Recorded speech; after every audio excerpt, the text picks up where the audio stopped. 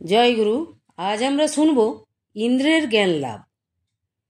একমাত্র ব্রহ্ম ছাড়া নিজস্ব চেতনা আর কোনো কিছুরই নেই। শ্রীরামকৃষ্ণ নিজে প্রত্যক্ষ করে বলেছেন, এই ব্রহ্মকেই আমরা ঈশ্বর বলি, কৃষ্ণ কালী শিব বলি, গড আল্লাহ প্রভৃতি বলি। এর চৈতন্যের সংস্পর্শে এসেই আমাদের পৃথক আমিবোধ জেগে ওঠে। মন চিন্তা করে, শরীর কাজ করে। এর সঙ্গে সংযোগ বিচ্ছিন্ন হলেই সব ঠান্ডা, কারো কিছু করার শক্তি থাকে না আর। যেমন মূল বিদ্যুৎ আধারের সঙ্গে সংযোগ কেটে দিলে একটা প্রকাণ্ড শহরের কোথাও আর বিদ্যুতের তারে হাত দিলে শক লাগে না, সুইচ টিপলে আলো জ্বলে না, পাখা ঘোরে না বা ট্রাম গাড়ি চলার শক্তি থাকে না। কিন্তু মায়ার প্রভাবে ভুল করে আমরা মনে করি যে আমরাই সব করছি, আমাদের ইচ্ছায় আমাদের শক্তিতে সব হচ্ছে।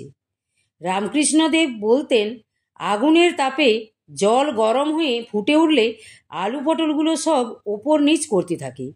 ছোট ছেলেরা ভাবে আলু পটলগুলো লাফাচ্ছে, কিন্তু সত্যই কি আর লাফাবার শক্তি আছে তাদের? যারা বয়স্ক তারা জানেন, আগুনের শক্তিতে সেগুলি নড়াচড়া করে। আগুনটা নিচ থেকে সরিয়ে নিলেই সব ঠান্ডা, আর নড়নচড়ন নেই। আলু পটলগুলো যদি ভাবে আমরা নিজের ইচ্ছায় নিজের শক্তিতে লাফাচ্ছি, সেটা যতটা ভুল। আমার ইচ্ছায় ও শক্তিতে কাজ হচ্ছে, এটা ভাবাও ততটা ভুল। মানুষ যখন জ্ঞান লাভ করে তখন এ ভুল তার ভেঙে যায়। তখন সে দেখে ঈশ্বরের ইচ্ছায় ঈশ্বরের শক্তিতে সব কিছু ঘটছে। এ বোধ না থাকলে অহংকার এসে যায়। অহংকারের জন্য, আত্মম্ভরিতার জন্য জগতে যে কত অনর্থ ঘটে তার ইয়ত্তা নেই।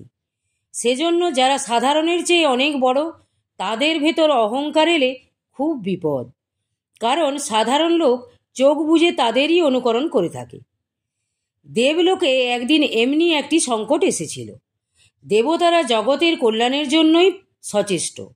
তাদের আচরণ সজ্জনের কাছে আদর্শ স্বরূপ। অপরের কল্যাণকামী সদ্ভাবাপন্ন লোককে আমরা বলে থাকি দেবতার মতো স্বভাব লোকটির। সেই দেবতারাই একদিন অহংকারে ফুলে উঠলেন। জগতের মঙ্গলের জন্য আসুরিক ভাবের দমন অবশ্য প্রয়োজনীয় হওয়ায় ব্রহ্মের ইচ্ছায় ও শক্তিতে দেবতাদের কাছে অসুরদের পরাজয় ঘটেছিল।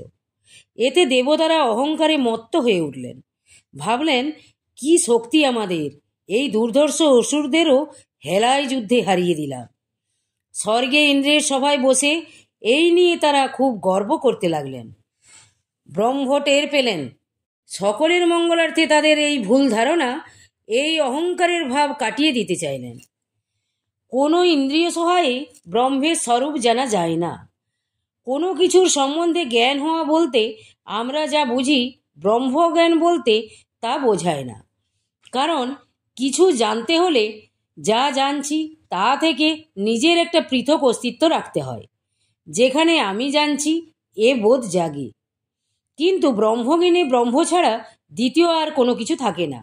ব্রহ্মজ্ঞান হওয়া মানে ব্রহ্মের সঙ্গে মিশে এক হয়ে যাওয়া। তাই দেবগণকে দেখা দেবার জন্য ব্রহ্ম রূপ গ্রহণ করলেন। জ্যোতিরূপে তাদের দৃষ্টিপথে আবির্ভূত হলেন। দেবতারা সভায় বসেছিলেন। সেখান থেকে একটু দূরে এই জ্যোতির আবির্ভাব হতেই সবাই সেদিকে চেয়ে দেখলেন। কিন্তু তিনি যে কে, কেউই তা বুঝতে পারলেন না। দেবরাজ ইন্দ্র তখন অগ্নিকে বললেন, দেখে এসো তো অগ্নি, ইনি কে? দেখে মনে হচ্ছে আমাদের পূজ্যপাদ কেউ হবেন।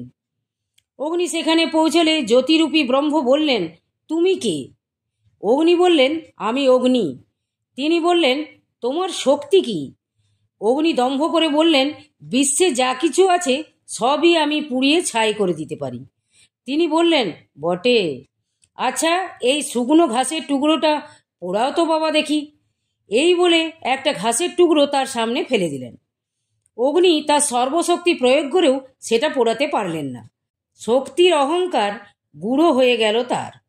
ভাবলেন, কি আশ্চর্য, নিজের ইচ্ছায় নিজের শক্তিতে এক টুকরো ঘাসও পোড়াতে পারলাম না, এর কাছে মাথা নিচু করতে হলো আমায়। লজ্জায় মুখ নিচু করে দেবতাদের কাছে ফিরে গিয়ে অগ্নি বললেন, ইনি কে তা বুঝতে পারলাম না। তারপর এলেন বায়ু। ব্রহ্মের প্রশ্নের উত্তরে বুক ফুলিয়ে বললেন, দুনিয়ায় যা কিছু আছে ইচ্ছা করলে আমি সব উড়িয়ে নিয়ে যেতে পারি।